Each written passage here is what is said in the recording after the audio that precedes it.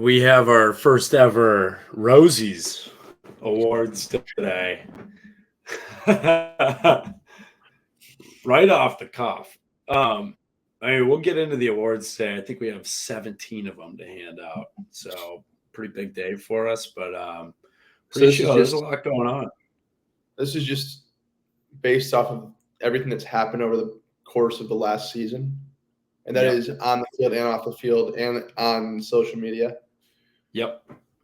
Okay, perfect. Yeah, great award show coming. First off, the new OC hire, I'm kind of all in now on brother Tim here. You think? Did you listen to the press conference? Yeah, how about you? I listened to a glimpse of it. I like it. I mean, you could say all you want until you start showing something. That's my opinion. Yeah, 100%. But it was better than, the last press conference that I remember is we're just going to run it better, but we're going to be running the same stuff. We're going to run it harder. We're going to run it better. That was a direct quote from last year. So that got me. Just hearing RPO, using I guess we used tight ends under Brian, but I think this guy's system is going to fit us well. Also, he was fourth in the country in time of possession in, I think, 2021. Yeah, and to see the defense with fresh legs ever, that would be awesome. Just time of possession means you're not getting 3 and out. So that is true. just hearing that That's a is great point. a breath of fresh air. Great point. Absolutely. It is. It's funny, though, to see just how low the standard is right now. It's like we just can't have a 3 and out every possession. Right. And hopefully that will not continue. Yeah. What do you think of him? He seems like a sharp dude. Seems like he knows offense very well. I think he was a coordinator from 18 to like 21 there. And then he was like co-coordinator with some guy that he coached or played with. But yeah, I think he knows his shit. It's just going to be a matter of – I don't think things are going to change right away. I think there's definitely going to be a little bit of a year or two that you got to get the offense flowing and figure out what's going to happen. But I do like him. I like him. I think he's a good step in the right direction. I think something nice, too, is that we actually have a quarterback coach. Like, he was a good quarterback. He's worked with good talent, good receivers. And those are the 2 areas that I think we need a coach, or I know we need a coach in. So those are positives. Honestly, it kind of seems like he fits our system very well, just because our talent right now is in the tight end room, and he's going to use them. Right. Luke Lachey. Sorry, go ahead. Luke Lachey, that's what we were missing. We missed him a ton this year because when he's in, we're a better football team. I really want to know how much we would have utilized like Laporta with this guy. Time will tell how we use Lachey, but it's like we have such good talent in that room. If we use it a lot, look at what the Lions did. Right. Yeah, no, I agree. I think it's all going to start. It's all going to start. I just saw you change the name of one of the awards. It's all going to start up front. We have all the tight end power in the country, but you got. I'm excited for the awards, man. You got to change. I'm interested to see what he does with the O-line.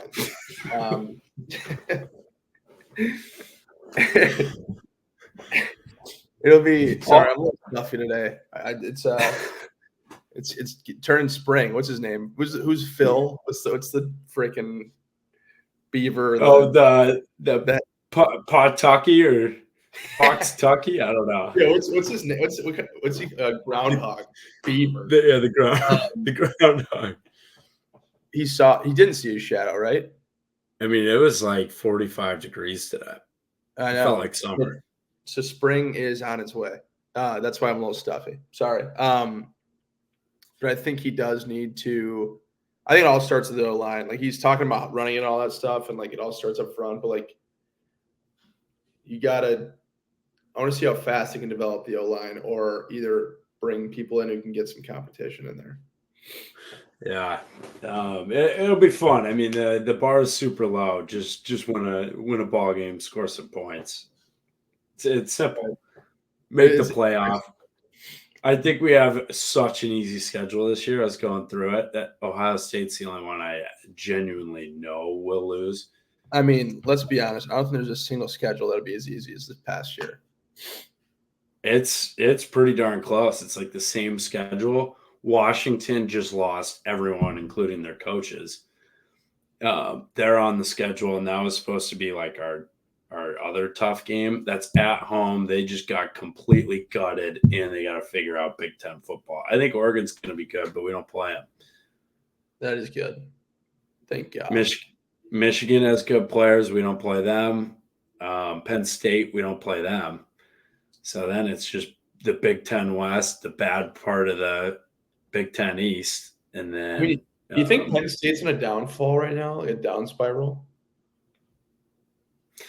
No, it's like they still are going to have Singletary or Singleton. Yeah, Nick Singleton. Yeah, still running back. Is Keontae Lambert Smith? Is that it? So Penn State receivers just slip my mind every single year. It's like they are the same person. Lambert. I don't know if he's going or not, but they lose their left tackle. Keandre Lambert Smith. He's fucking nasty. I'm pretty sure he's staying. Yeah. Yeah, honestly, I just don't think Drew Aller's the truth. I think he kind of sucks. That's fair. Their offensive coordinator was also bad. So they're getting a new. How about Bill O'Brien staying at Ohio State for a full week? He left? I didn't even see that. Yeah, he's leaving. I think he's gonna. What is it? The Boston College job he's going to. So, I mean, that guy didn't even have a cup of coffee. They should hire Kiffin. Oh, dude, Ole Miss just got every transfer in the portal. I know. Could you imagine if Ohio State had Lane Kiffin? Yeah, I know. It'd be insane. No shot. Weekend injuries. It is very entertaining now living in the same city. Yeah, it is. It's fun. It's a good time, dude. It's right. nuts. I want to know if it's a serial killer thing to get naked wings at one of the best wing spots in the city of Chicago. That's like. I think the sauce is overrated, dude. I don't think the sauce was that good. That's because you didn't have it like spun in it. I know, because I wanted it on the side. I wanted to try the other sauces too. Honey barbecue is better. No, so you can't just dip your wings. I didn't dip. I poured, and then also mixed with blue cheese, which was phenomenal. I think it was okay. You gotta pour your ranch. Like the wings were great. I wasn't about the sauce. I wanted the honey barbecue. It's way different when you get naked wings and you're dipping them. Yeah, I guess that's fair. But I didn't dip them. There was no dip that happened. We did get to watch the Iowa basketball game there. That was the first one in a while. I mean, great wings. Hibachi ended up being pretty riot. I think that's the best birthday thing to do. Oh, dude, it's awesome. And it was fast service for hibachi. Oh yeah, it was really fast. Yeah, and we had a chef there in like 5 seconds. And the beer, like for a large beer, it was $11. It was worth the $11. It was huge. The Sapporo. It was humongous. And then me and Jeff did our own sake bomb with that Sapporo. That was effed. It was so wicked, dude. Yeah, the sake bombs. That was a blast. That was so much fun. Sake bombs will get a night started. From hibachi right to tin roof. Like, awesome. So much fun. Shout out Elrays. Tin Roof is freaking electric in Yep. Wrigleyville. Like I So hope I go back there this weekend.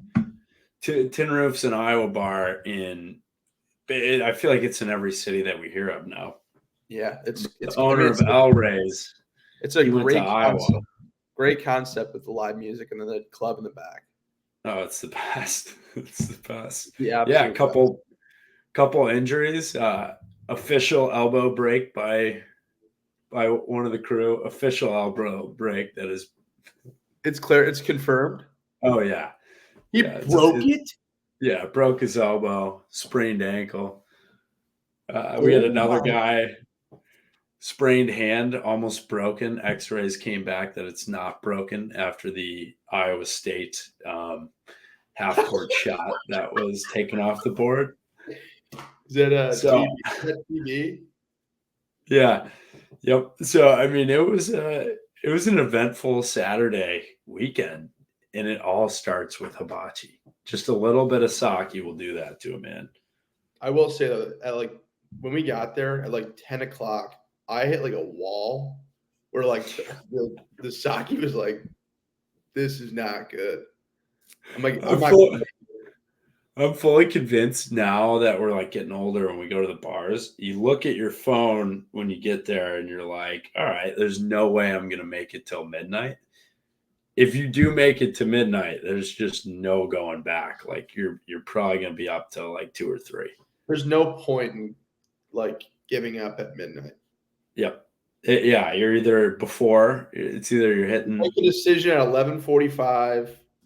And if it's past 12, by the time you're thinking of making a decision, that's a sign to stay. Yeah. Because there's no point. You're giving up an hour. It's nothing. Birthdays are dangerous. I wish it was someone's birthday again this weekend. That was so much fun. Oh, I know. But we have the Super Bowl. We'll get into that. Usher's doing the halftime show. Taylor Swift. Will probably still be. She is the biggest name in football right now. Should we have the argument of why the Super Bowl is on a Monday? Isn't on a Monday? Or is it Super Bowl? My bad, Sunday. Yeah. Why not a Saturday? Yeah, I mean they do it early enough, or it doesn't matter. What time does it start at? I'm looking it up right now. Probably 5 o'clock Central is my guess. 5:30 on Sunday. But it's always the ads are long. Everyone watches the whole game. And you have work on Monday. Why put it on a Sunday? That needs to happen. The national holiday on Super Bowl Monday. I agree. It should be a national. It'd be awesome. That needs to happen. The Super Bowl bets, though, the props. Here's my sleeper. I love the props this year. People need to chime in with what they think the first song will be. I'm throwing a lot on OMG to be the first song for Usher when he comes out. I think last I saw it was plus 850. Yeah, it's got to be something like hype. I guarantee you, it's that is. Oh, I think it's either going to be. God. If I was at the stadium and I heard that first, I'd walk out. It's either going to be that or yeah. Yeah, it would be awesome. Yeah. Awesome. Yeah. Or Love in This Club by Young Jeezy. Nah, that's too slow. That'd be so sick. First song, though? No way. Dude, that song goes crazy. Is the national anthem up there? 1,000%. I haven't looked into it yet. Shout out my boy Jeffrey. We got fucked by Forrester. Forrester told us to take the over, and we took the under. Yeah.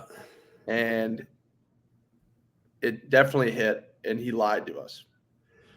So you can't time it yourself. You took your phone out, timed it yourself. Terrible.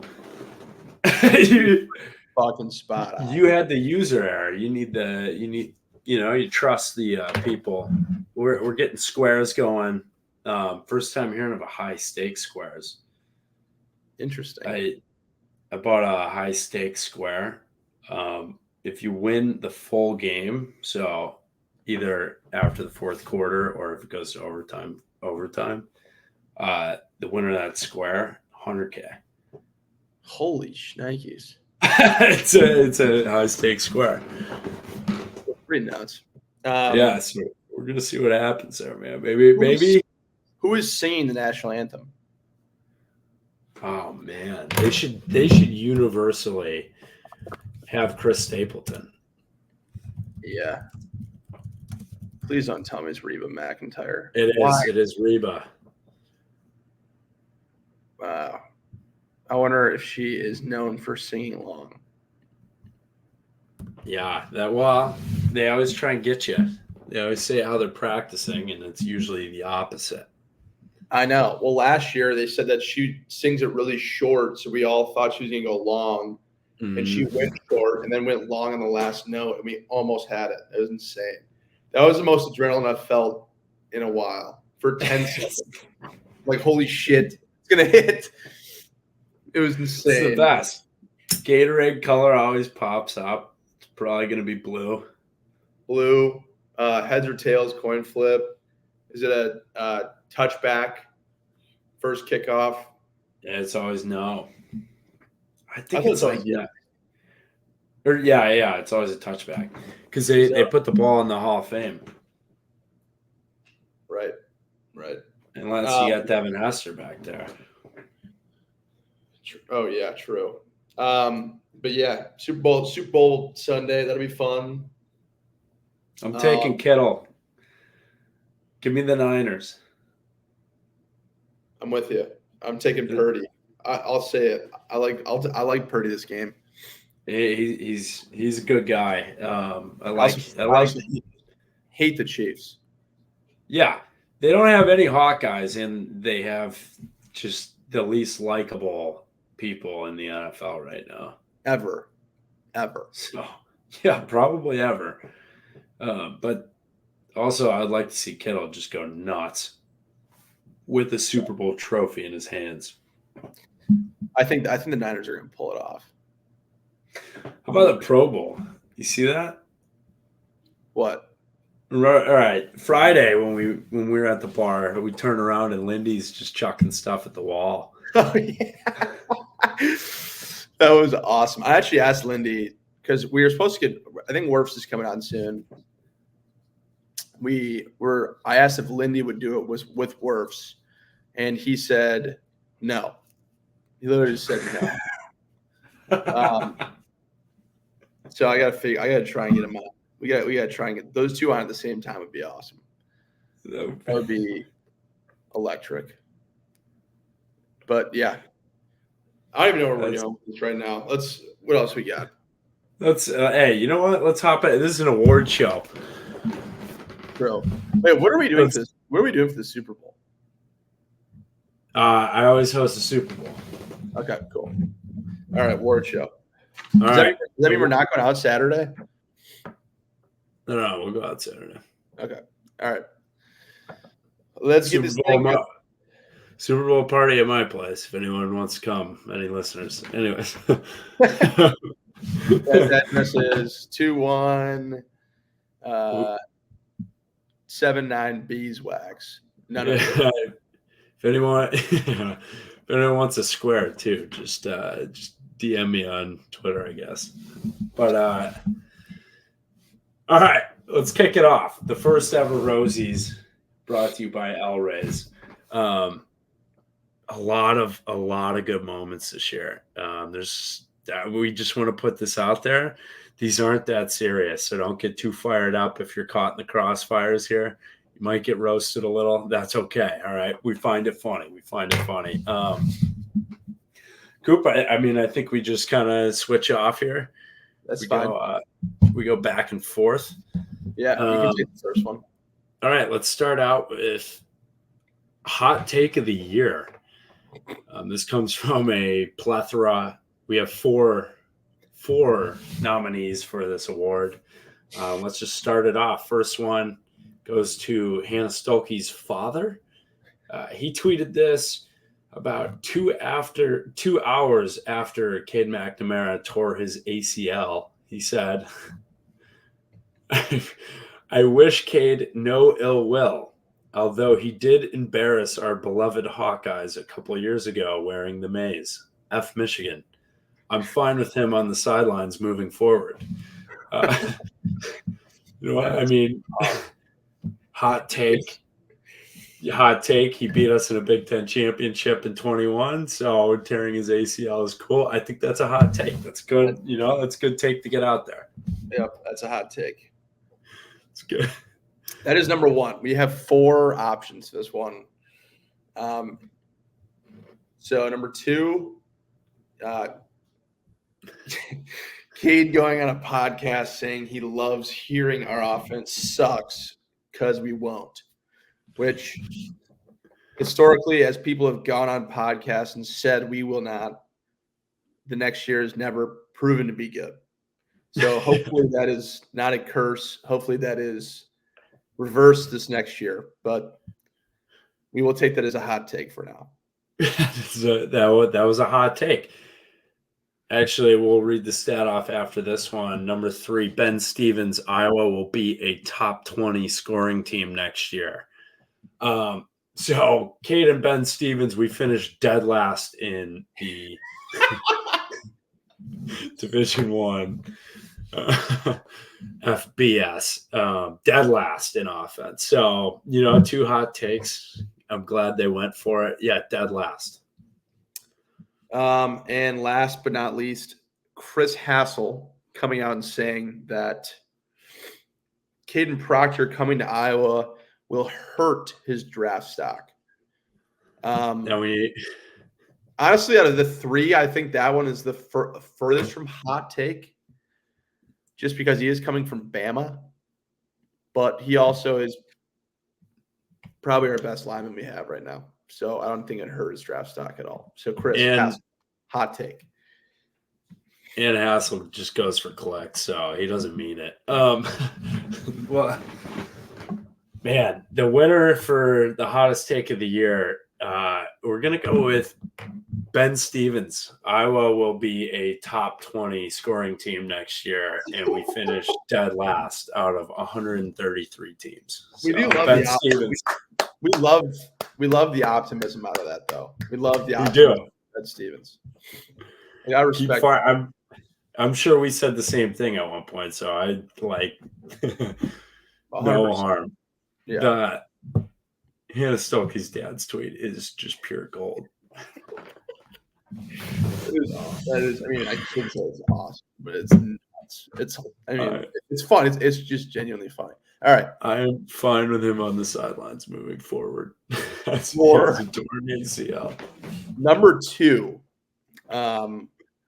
This is the Elrays Athlete of the Year. And we have 3 options to this one. Starting off with number 1, which was Brian Ferentz for his high jump high 5 at the fans at the Iowa State game. I love that video. I think that is one of the greatest videos of all time. It was very athletic. I mean, you got to get up there to get that hand. And it was a great high 5. I think he killed it. That was an athletic performance by BF. And yeah, I love that. It was just the 2-foot hobble to get up there. It was awesome. Oh, that was great. Number 2, Kian, is it Kian or Cohen? Entringer, the chase down in the Big Ten title game to save a touchdown on the punt return. That was a legitimate athletic play. The guy's got heart. He's got grit. He wanted to win. Props to him. That was sick. Yeah, that was awesome. Number 3, just Deacon Hill being a dual threat quarterback, just a monster at 260, can run over anyone he wants. Just an athlete in himself. Deacon Hill, baby. Deacon Hill, 260 pounds. I mean, that's an athlete right there. I love it. I think it's like you can't take the man down. Yeah, I want to see I want to see like a 40-yard dash. That would be sick. That would be Versus great. Tory. Yeah, the winner is Brian Ferentz for his high jump. That was electric. It was a great game. I mean, all factors included, I think that is the most athletic play out of anyone on the team or coaching staff this past year. It was incredible. That was exactly what you want. That like he could still jump in the combine, hit the high jump. Yes, 100%. This one we're going to go with the biggest thrill of the year. Something that really got our heart rates going. Number one, we're going to go. This one we have 4 nominees. Number one, Cooper DeJean, the Minnesota game. Ended in heartbreak, but your heart was racing for 2 weeks after that because you got to just scream on Twitter about the fair catch. So quite the thrill. Thought we came back and won. Bingo. Number 2, the upside of Coop with his punt returning the Michigan State game when he actually did score the game-winning punt return, which was, again, electric. You know, I think back to when Chuck scored against Michigan State for his punt return, his first punt return ever, at least at Iowa. You compare the two, and it's like just 2 athletic specimens returning punts back there. Both crucial moments of the game, both just clutch players. Coop, Michigan State, man. That was a hell of a play. Next, we have the 4-down stop at Wrigley, followed by a massive crater in a baseball field. It appears that's why you don't play on baseball turf. But 4-down stop, they really found out who Jay Higgins and Nick Jackson were on that drive. Tough as nails, beasts. Probably should have won the Dick Butkus Award. And guess what? They're both coming back next year. I love that. I was thinking about it today. Nick Jackson just surprising us all by coming back. Higgins is obviously huge. Yeah, it's awesome. And you know what else? I will say this. I mean, talk about a gritty game against Northwestern at Wrigley. Love the boys. Worked their asses off. They pulled the win out. That 4-down stop was electric. That game leading up to it was the worst game I've ever sat through and watched in my life. Like, that was the most exhilarating 4-down stop, 100%. Every play before that was the most least exhilarating thing ever. So that's why that was more exhilarating. Granted, it was a 4-down stop, and that was awesome. I mean, on the goal line, it was very exhilarating. It was awesome. Like, that's pretty damn hard to do, and our defense is unstoppable. There were 3 crazy things that happened the entire game, and it was the 4-down stop, literally just handing the ball off on offense to Cooper DeJean for the first time ever. That got a couple claps, and then the final field goal to win, which the stadium was half empty anyways. I would say there's actually a third, which if we're talking the 3 most exhilarating parts of the game, it was that stop, the field goal, how long the bathroom line was. Like, that was exhilarating to see compared to the game. Like, and how fast the line was moving for how many people were in that line. Oh, yeah, the troughs, man. It was incredible. I mean, the efficiency in the bathroom of how fast they can churn people in and out of it. You just tell someone to scoot over. In the front, the first half. It's incredible. And then also Nebraska in the last 90 seconds. That was insane. Yeah, that was insane. Oh, man. To win the West. Nothing's easy. And honestly, Forrester, on this one, I might disagree with you on this one. Who do you want to give the winner to? You can absolutely. I think the most exhilarating thing was the last minute against Nebraska. All right, we'll give it Nebraska the last 90 seconds. We go win the Big Ten West, stomp on Nebraska. Great story. Shout out Mike Elkin, Luke Elkin's dad. So he was saying they were just going to drive home after the game. Hopefully he's cool with me telling the story. But they're gonna drive home immediately after the game. And then in the fourth quarter, he's like, "Hang on, like, let's just see what happens."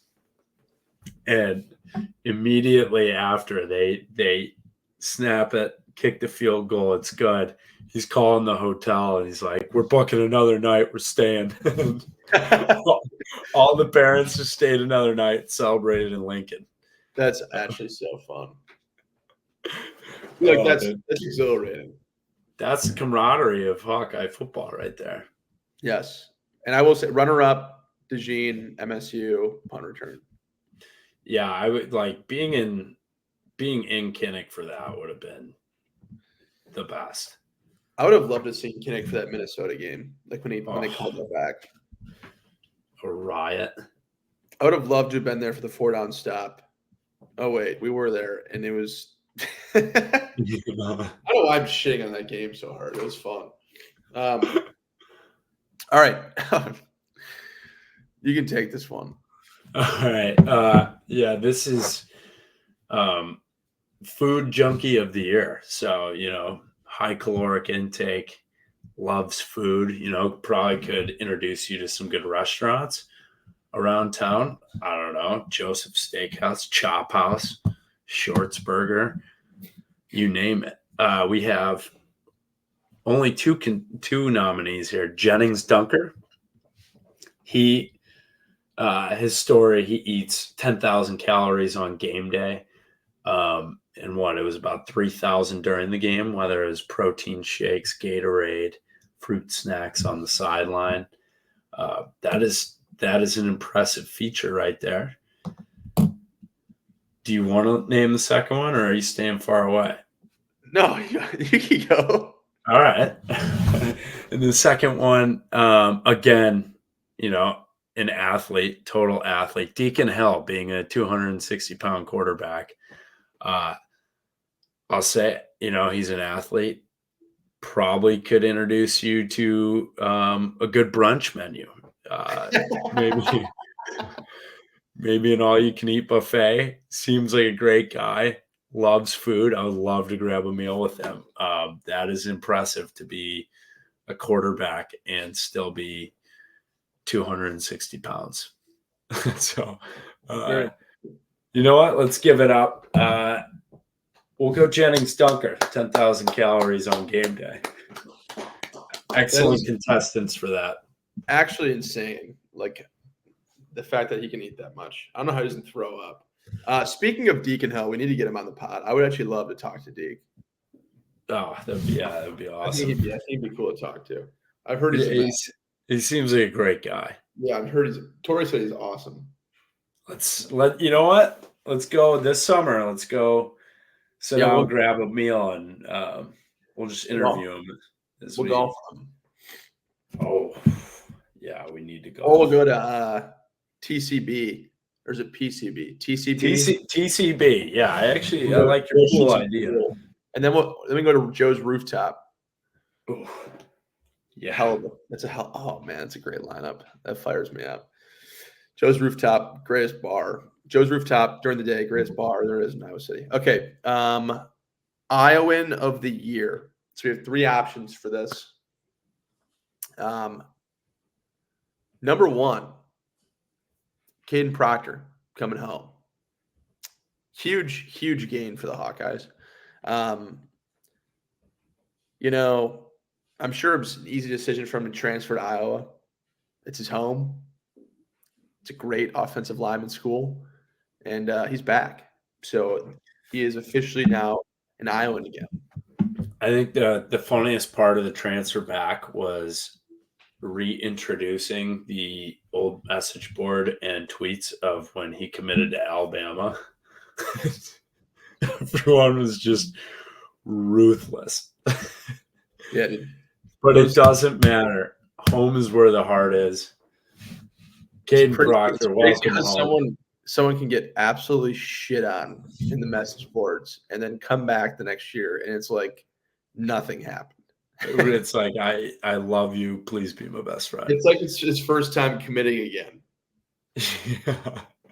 It's incredible. Number 2, the greatest tradition, I think, in the state of Iowa. It gives Iowa State Fair a run for its money. Solon Beef Days. Oh, the greatest festival of all time. Best tradition in sports. Jennings Dunker won the Solon Beef Days hay bale toss this previous summer. You've been to Beef Days. If you want to speak on it. It's the greatest festival I've ever been to in my life. And I will straight up say that. Like that was one of the most fun nights in college I had in my 5 years there. You can ask Spencer. You can ask Moss. You can ask freaking Plev, Shot, Klemp, all those guys, dude. It was so much fun. Do they do like non-football players compete in the hay bale toss as well? Yes, but like they always. I remember when we were there, it was like just Lindy, and then like maybe two, like it was like Mason, and I think maybe one other guy. I think Moss and Moss, but they had other guys doing it, and I think it just became a football guy thing. There might have been one other guy doing it this year, but like it's a big. I mean, it's a small town festival, but like everyone in the town comes out for it. You can ride rides, you drink beer, you listen to live music. The Trophy Dads, pretty sure they're back this year. They invited us up on stage. Who are the Trophy Dads? The band? They're a band, yeah. They're all just like they're all husbands, and they started a band. They're awesome.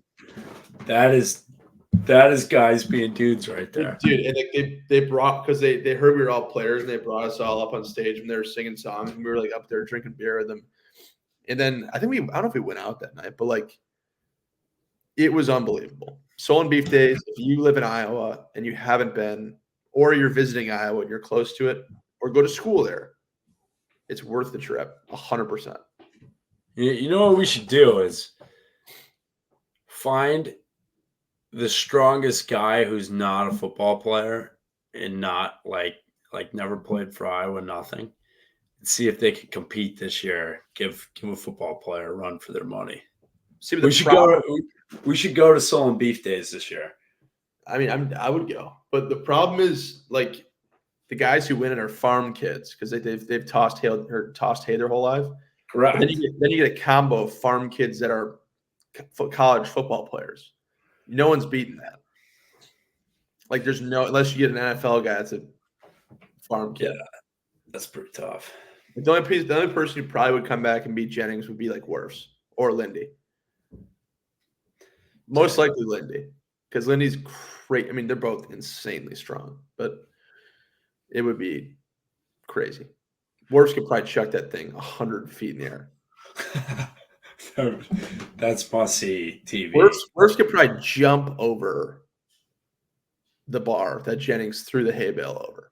I think Wirfs is like highlight reel after he ends football should be him jumping out of the pool, him throwing hay, and then just stoning every good D end in the NFL. Dude, he is the biggest, strongest man I've ever seen. Like his legs were, I shit you not, probably the same size as my torso. It was incredible. It was massive. Third, last but not least, I'm gonna botch this name. It's As Branner. That's his Twitter handle. A guy on Twitter. But during the swarm, the swarm push a couple weeks ago, he said when we were trying to get Proctor, he would drive to Exile Brewery and buy the rest of the swarm beer, rest of the cases that they had on site there. Man of his word. The guy goes to Exile Brewery, just filled his car with swarm beer So win-win scenario, gets to donate to the Swarm. We get Caden Proctor, and he gets a lot of delicious beer. So winner goes to as Branner on Twitter. Iowan of the year, getting Caden Proctor back home. That's dedication. That's dedication to the Hawkeyes right there. There we go. So the next award, Big Ten Relegation Award. This goes to the team that sucked the worst in the Big Ten. Also, probably we're biased for this one. But number one, the team that's always sucked and has been good for the past 44 years, Nebraska. Nebraska. You know what? Forget the other nominees. Nebraska. Congrats. Have fun in the Big 12. The Big 12 stinks. You've been relegated. You're going to be relegated from the Big 12, too. Trash. I'll read the next one. You can freaking just announce it. NFL Rookie of the Year. I mean, I think you guys know what's coming on this one because there is one man who just dominated the NFL this year. But we will read the contestants because there's some close seconds. That's right. It's obvious all three of these guys had a good run. First nominee, CJ Stroud. Seems like the obvious choice here. He was injured a couple games. Kind of seems like, he doesn't really have the tight end U DNA. So that means it's going to Sam Laporta. Sam Laporta, Rookie of the Year in the NFL. Honestly, I had so much fun watching. Well, first off, I'm a Lions fan, and then all my friends. I'm in at my last job when they were picking fantasy football teams. I told my boss to pick Laporta in the third round, and he's like, "Are you sure?" And I said, "Abso-fucking-lutely." And he picked him, and he was the best tight end in fantasy football this year. So Sam's a GOAT. Great dude. Yeah, he definitely deserves it. He was definitely the Rookie of the Year. I honestly think he was the NFL Rookie of the Year. Oh, he is. He broke every tight end record. Every tight end record. Playoffs, regular season. It's like CJ Stroud legit had a great year, but Laporta was the best at his position ever as a rookie. And I will say he had a better first year than Kittle, Hawkinson, Fant. Who am I missing? He legitimately had the best one of all time. Yeah. Record-wise. The best. Sam Lagoda. Yeah. Sam Lagoda. All right, you can take the next one. All right, this one is the Brian Ferentz play call of the year. So a lot of good play calls. Precursor. We love Brian Ferentz. Yes. We absolutely love him. Smile because it happened. Exactly. Smile right through it. First option, running the ball 3 times in a row down by 23 in the fourth quarter of the Big Ten title with nothing to lose.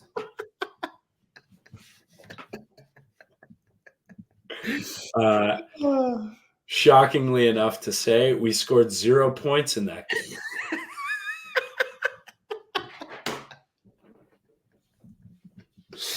That is hilarious. All right.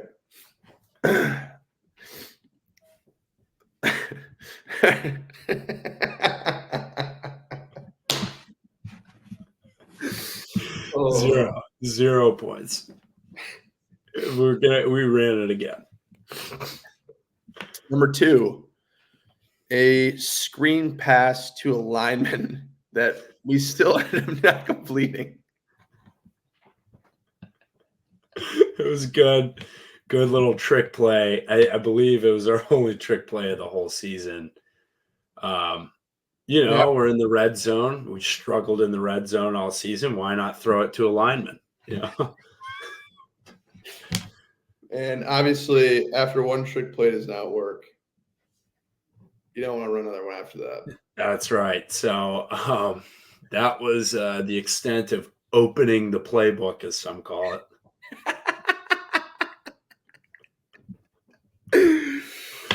Okay, you got it.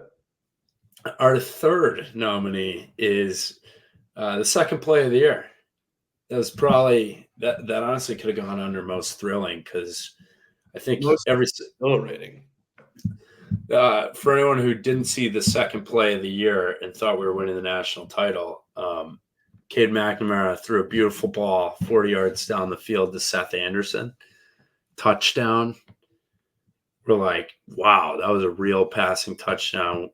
We threw it down the field. That might have been our last forward pass of the season. But there was that little glimpse of hope that we were winning the national title. It was exhilarating. I will say that. Like seeing that, I'm like, oh my gosh, we opened it. Mm-hmm. And then we instantly closed it. Yeah. It was incredible. Number 4, giving Cooper DeJean a handoff. Also exhilarating. Could have put that in exhilarating. Yeah, I never thought that we actually would give him the ball, and we did. It took everyone by surprise. I remember it was in Wrigley.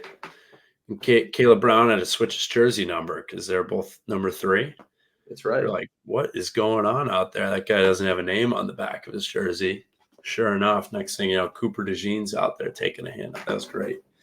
And then the 5th play call of the year is anytime we punted. And to be honest with you, I think we could have punted more. We could have punted more. Torrey Taylor is that elite. People used to joke about punting on 3rd down. I think there actually could have been some games where that could have been useful. Yes. We might have won. We might have been undefeated if we'd done that. Yeah, just punt. Receive a punt so that we could punt again. Exactly. Forrest, I disagree with you on this one too. I think your first one you said the best. All right, I like it. The winner of this is running the ball 3 times in a row down by 23 points in the Big Ten title game with absolutely nothing to lose. That is electric.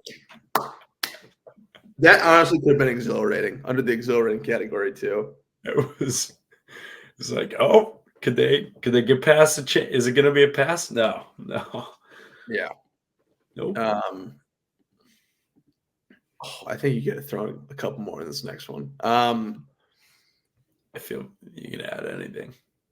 Okay. Myth of the year. Number 1. This is obvious. Nebraska. This is myth of the decade, actually. Nebraska's sellout streaks, which I don't know if any of them are true, because they have been proven to be false. If you ever go to a Nebraska game and you look up into the nosebleeds, there is not a single person in the stands. So unless ghosts are buying tickets, I don't know where they're getting this sellout streak from. Number 2 is the Cooper DeJean fair catch, or as some of the sticklers like to call it, the invalid fair catch. Shut up. All right. How about that? Just shut your mouth. No, it's never called. It's never called. That's a touchdown. It wasn't a fair catch. If you want to call it an invalid fair catch, just maybe take up tennis as a hobby. I don't know. But get out of our sport. Football's a great game. We don't want to hear your you nerding out to the invalid fair catch that has never been called. You can take the next one because I have a 4th one. All right. Jay Higgins not winning the Dick Butkus Award or the Big Ten Defensive Player of the Year, even though he blew the numbers out of the water compared to the winners. He deserved them. The guy's the best. He's already going to be the next Dick Butkus winner and Defensive Player of the Year. And then 4th would be Spencer Petras not winning the Heisman even though he didn't touch the field this year, it's still a problem. Yeah. Yep. We are against it. He should have won it last year, and the fact that it didn't carry over, even showing his coaching ability, is insane. It's incredible. Actually, I was shocked that he did not get promoted to OC by the second game. Yes. So actually, I'll throw that. We'll double that up. Not winning Heisman, even though everyone knew the potential was there, just the shoulder wasn't accurate. And then 2, not being promoted to OC. Yeah. Within the second game.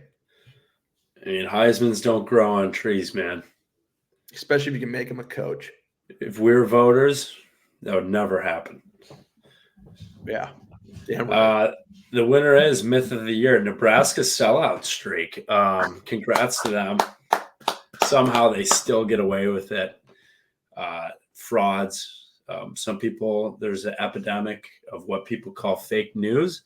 And I believe it stemmed from when Nebraska first said they were still selling out their football games.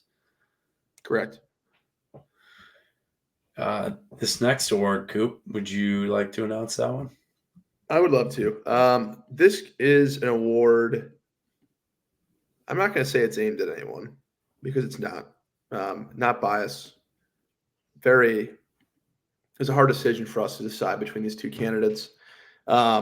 Australian of the Year. Tory Taylor, obviously. Great guy.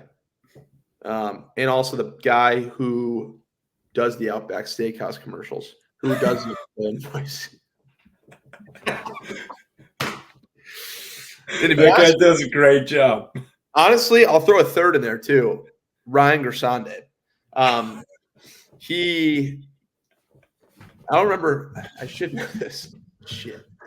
Yeah, I believe he was born in Australia and lived there until he was 4 and then never went back. But is still able to do an unbelievable Australian accent that may beat out the Outback Steakhouse guy. So it is a tight race for this one. But we're probably going to have to take – honestly, you know what? I'll give it to Ryan Gersonde.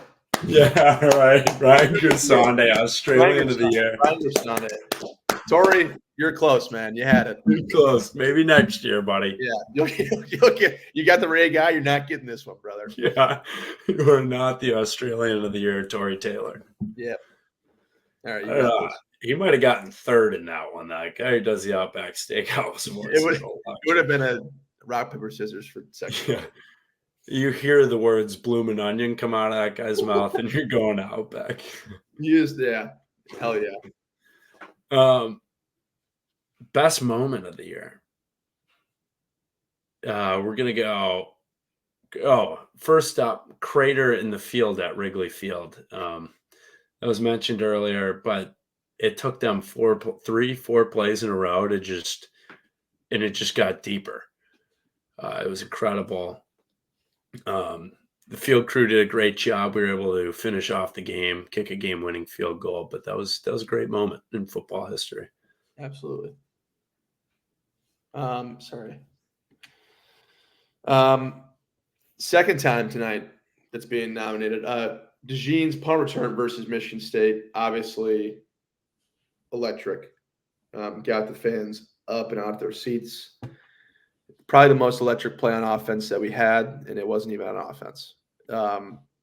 So very elite. That is a good point. And then finally, the walk-off kick from Marshall Meter. Only kick still that he had the whole season. That was the final points for Iowa's football season. Was Marshall Meter's kick. And we played 2 games after that. Those were the last points of the season. So Marshall Meter put his stamp on history. Winner of this goes to the Cooper DeJean MSU punt return. Get that man on the board. He wins a Rosie. There it is. Give him the Rosie. Our most electric offensive play of the year. Yes. Oh, okay. This is a good one. I like this one. Commercial of the year, and this goes to any Iowa athlete that was in a commercial. And I will say these are big time commercials that these guys and girls are in. Starting off with Caitlin Clark in the State Farm commercial. I will say this, and she is in an absurd amount of commercials to the point where it might be a tie between her and Travis Kelce for most commercials. And good thing I love Caitlin Clark and hate Travis Kelce because she's killing it. And I love it. I'm not annoyed by it at all because she's the GOAT and she deserves it. Fantastic actor. Travis Kelce can fuck off. That's right. But yeah, Caitlin Clark. Caitlin Clark State great Farm. At basketball. Great lady. She's the best. She's the best. She's the best. Honestly, it makes me want to go to State Farm. It does. She's that good. They're honestly, yeah, it's genius by them to get her because it makes going to State Farm sound that much better. Oh yeah. Second, Tory Taylor Chili's commercial. I believe he's icing. Was he icing his foot in the commercial? I mean, it was just a beautiful commercial. The guy has a career in acting. If punting doesn't work, even though it does, because he's the best. What is he not good at? It's that simple. It's too bad. It's too bad he got second place in the Australian of the Year, though. Yeah. Yep. Yeah, it's crazy. He's the face of Chili's and the voice of Outback. So. No, not even. Not even. Yeah. Unreal. Number 3, Coupe de Jean, Estella's. You know what? It is a great commercial, but have you ever seen Spencer's Estella's commercial? No. Oh my gosh, dude. It is the funniest thing. I literally just saw it again this weekend. It is Spencer calling a play, and the play is a sandwich, the burrito he's making. And as they're making, he's like, his audibles are like the toppings. So he's like, double cheese. And like they're putting cheese on it. Then he goes, set. And someone's like crouched down with the burrito as a football. And he goes, guac. And when he says guac, they hike it. And it shows him like looking around. And all of a sudden he looks at the camera and goes, eat fresh. And then throws it. That is incredible. It is awesome, dude. Honestly, I think we audible here and take Coops out. Coop, you've been up for an absurd amount of awards tonight. We're gonna put Spencer's Estella's commercial in here to swap out yours. We're gonna post that on our story because we need to see that. And then, lastly, go ahead, you take it, and I'll say the winner. The Caleb Johnson Powerade commercial, another national advertisement for the Hawkeyes. He kills it. He's a speed demon. Great running back for the Hawks. The winner, though, the winner's easy. No, it has to go. It has to go to Tory. Yeah, you're right, because Spencer's was not of this year. Spencer is winning like the next 3 awards. Oh my god.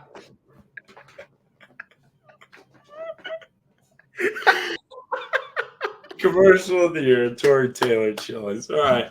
Can we do this one? Oh yeah, 100%. This one is going to be the conservative of the year. First off, Kirk Ferentz game play calling for the whole season. Complimentary football. It's a conservative play call. I love it. That's a conservative man right there. Sorry.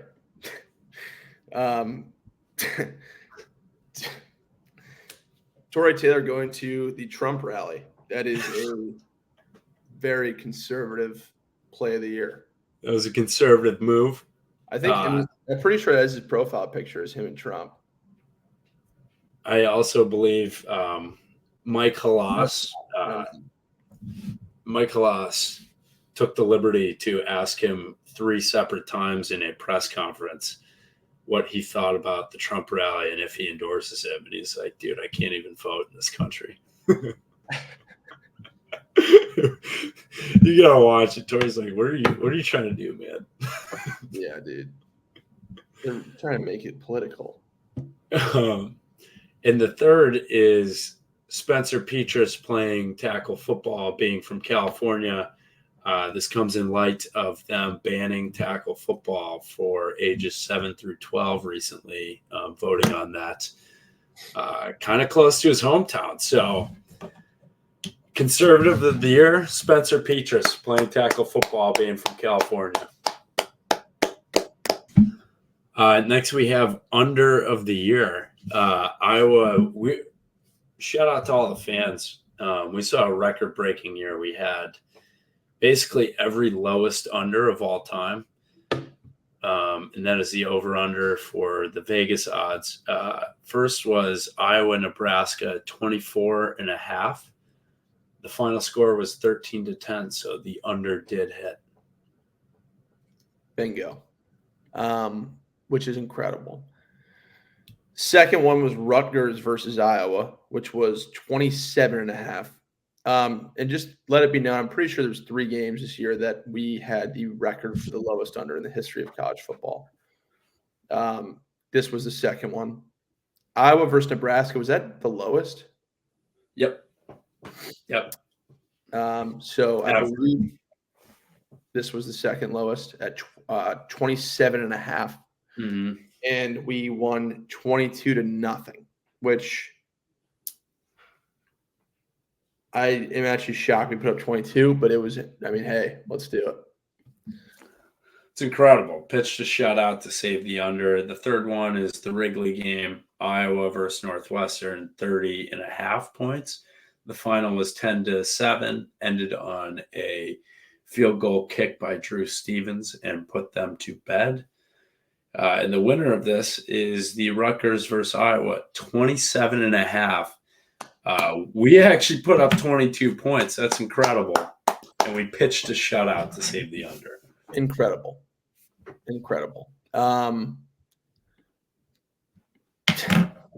Best press conference moment of the year. The first one is an obvious one.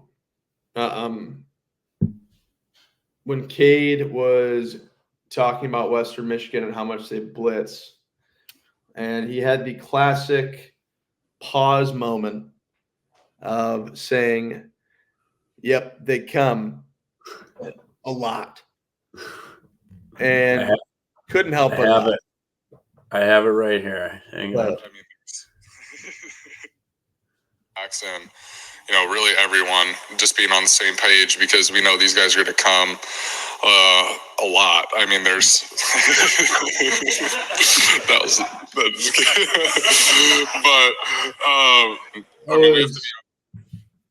it was an incredible moment for press conference history. That was incredible. Yeah, that'll go down as probably it's between that and when Nico just swore up a storm. Which was right, that's going to be number 3 on here. I like that one. The number 2 is KF talking about Castro's speed in one of the games. I also have that right here. Just an incredible description of how fast Sebastian Castro is. He was. He went hard, fast, and he was. He went hard, fast, and I love that. He was hard. He went hard. He was fast. That is awesome. Number 3, I will try and find this because this is actually, I don't even want, I know Nico's heard a lot of shit about it. I mean, the Big Ten reprimanded him for it, which really means nothing. I don't even know what the word reprimand means. They basically slapped him on the wrist and said, there it is. Oh, wait. Oh, it's funny. It's actually convenient that last September, Nico said him and Spencer have a swear jar. And then he goes out in an interview and says they're something like they're holding the shit out of him. God damn. And it was like, whoa, all right, I love it. Honestly, I loved it. I love that move, power move. I mean, he's been there for 23 years. He's played football for 15. It feels like he's the oldest man there. I mean, I feel like him and Coach Ferentz are damn near the same age, and I feel like he has the right to say whatever he wants at this point. You're in that one, man. Yeah, it was awesome. Put in the time. The winner of it, Cave McNamara, saying that Western Michigan was going to come a lot. We'll just, we'll just play it again, just for good memories. I think, our level of communication up front and the backs, and, really everyone just being on the same page, because we know these guys are going to come a lot. I mean, there's that is electric. Elite press conference by Cave McNamara. Next award. This is just the PJ Fleck of the Year award. And you can take this however way you want it, and you will understand what we mean when we say the options. Starting off with number 1, the recruiting story for Amir. It was absurd. The fact that they basically tried to force him to commit on the spot, and he just totally, I don't even know what to call that. It was hilarious. So, like, he told him yes, and then literally instantly didn't know the next day, and it was awesome. And yeah, electric. They stopped the bus to ensure that he posted a picture of him committed to Minnesota. Correct. It was insanely cool. Not insanely cool. I'm totally kidding. A whack move. It was absurd. We need PJ Fleck around, though, like, to give us moments like these. He has given me and Brady Ross the greatest terms of our lives. We still talk about PJ Fleck just for the fact that he gave us Prefontaine pace, Necktown Shark, and he is the one who I say elite a lot. It was because of Brady said elite, and Brady got elite from PJ Fleck. So we do need him to stay around Big Ten football, because it is a joy to watch him. We need Brady on just to talk about PJ Fleck for an hour. We do. We need to have him show up, and he has the exact same like the baseball sunglasses that Fleck wears. And they're both bald, and they both put them on. It is the funniest thing ever. Oh, that's great. The second nominee is, after he beat Iowa, going back onto the field, soaking it in, and giving the victory player cigars. You would have thought he won the national championship. Really, it was just his first time beating Iowa in the 7 years that he's been at Minnesota, maybe even longer. Yeah. I mean, and also in the post-game press conference saying it was an obvious violation by Cooper DeJean on the fair catch, as he was shown on camera being in dismay when he took it to the house. I also will say, as a opposing coach, I love the move of saying that was an obviously right call, because it was so blatantly wrong, and that probably pissed off so many people when he said that. That's why he's PJ Fleck. I love PJ, man. He is hilarious. That's why he's PJ. He is so. Go ahead and say the last. The last one's great. This is a great nominee. This is actually the winner of PJ Fleck of the year. It is Matt Campbell for wanting to fight a fan at the Ohio game after losing to a MAC team on the road. They went to Athens, Ohio, lost to the University of Ohio, and then just a week later, he was told he's on the hot seat and wanted to fight a fan. Also at Oklahoma, he was yelled hot seat at and also wanted to fight a fan. So BJ Fleck of the year, Matt Campbell, for his hostility towards the fans. Also, one of the greatest PJ Fleck quotes, which I just have to say, I'm pretty sure in one of his pregame speeches, he told his team, and I think this is I think I'm gonna tell our basketball team this when we start our intramural league, before the games, and he said, "Boys, we have a date with destiny. Let's go pick her up." Just elite. That fired me up. That's awesome, man. We have a date with destiny. Let's go pick her up. And he ran out the locker room. Just electric. So necktie shark. That's incredible. This final award, this is near and dear to our hearts. Something that we often bring up and we take very seriously. So this is not a joke award. The Men on Melrose Heisman Trophy. The previous winner, which he has the trophy right now, Spencer Petras. Obviously, he had an injury-ridden year. He came back as basically a GA quarterback coach for the University of Iowa. So it really would have been an uphill battle for him to win it back-to-back. God bless his soul. So, Coop, let's read the nominees here. Number one, obvious choice here. Got to nominate him. In my opinion, it's like the Men on Melrose Heisman Trophy is like the real Heisman Trophy. And then the real Heisman Trophy is like the AP Player of the Year award in real terms. So people can win the Heisman, but they can't win the Men on Melrose Heisman. You see what I'm saying? Number one, the Heisman winner, Jaden Daniels, had a phenomenal year. Blew it up. He just kicked ass in the SEC. Didn't do shit in the playoffs. They didn't make the playoffs, but he had an incredible year. And obviously deserved the college football Heisman Award, might I say. But he is nominated number one. And I'll read number two, and you can take three. Number two, who was the runner-up this year, I believe, for the Heisman Trophy in college. His dad's a Hall of Famer.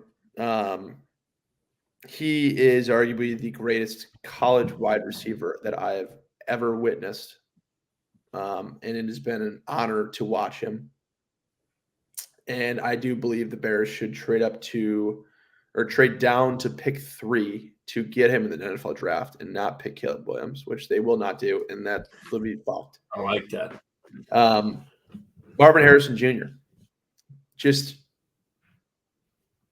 unbelievable. I have no words to describe him. Didn't have the year that he had the year before, and that is because basically they double covered him every single play.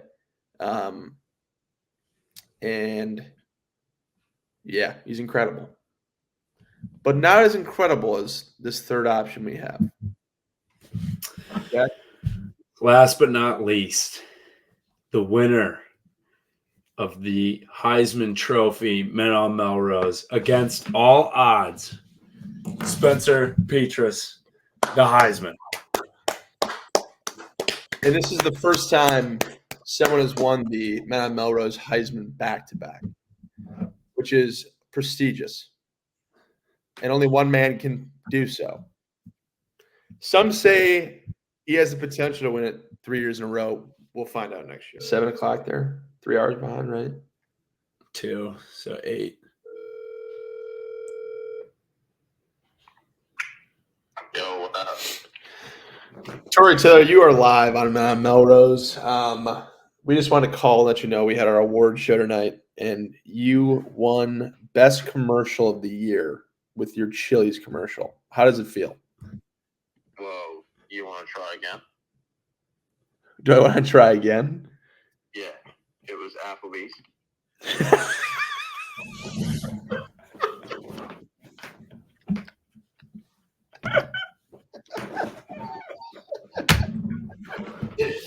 Oh, fuck.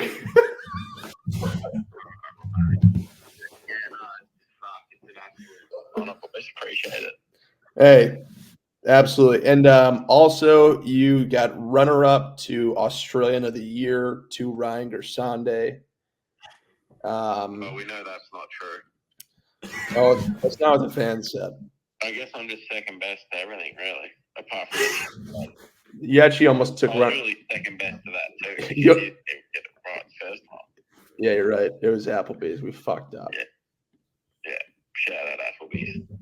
Boys, take care. All right, brother. All Talk. right. Gotcha. That's Tory Taylor's acceptance speech. So it is Applebee's, not Chili's. Either way, it's still one commercial of the year. It is great acting, man. What did they want from us? Yeah. I mean, But both, yeah, they're both red emblems or logos. Is there a difference in them? I don't think so. I honestly don't think Applebee's has half price apps, and those were incredible in high school. so. That's awesome. It chose the right one. A great year of Rewind. Thank you for our award show. We're going to have more guests. We appreciate everyone. Shout out to Charlie Jones as well for kicking off our year last year. He got the ball rolling in 2023 for us. So he's the best. He's the best. We're also going to have him on soon. So once these guys free up a little bit, we're going to have some NFL players on, some Iowa guys.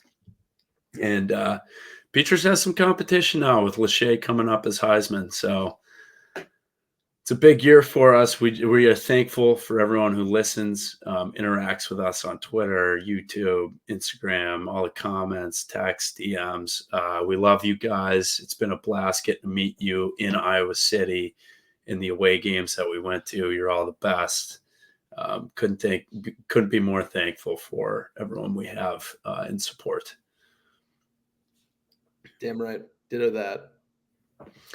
That's right. All right. We will see you next week. I believe we'll have a guest as long as, there aren't random calls to the Pro Bowl or, actually that guest told me that guest will be in the Bahamas. So we need to find a new guest. honestly, dude. Yes, that's awesome. I was thinking these guys gotta be going to Mexico or something. They've earned it. We'll find someone else. Dude, that's We'll find a sweet. good one. We'll find a good Good for one. them. Good for them. They've earned it. Yeah.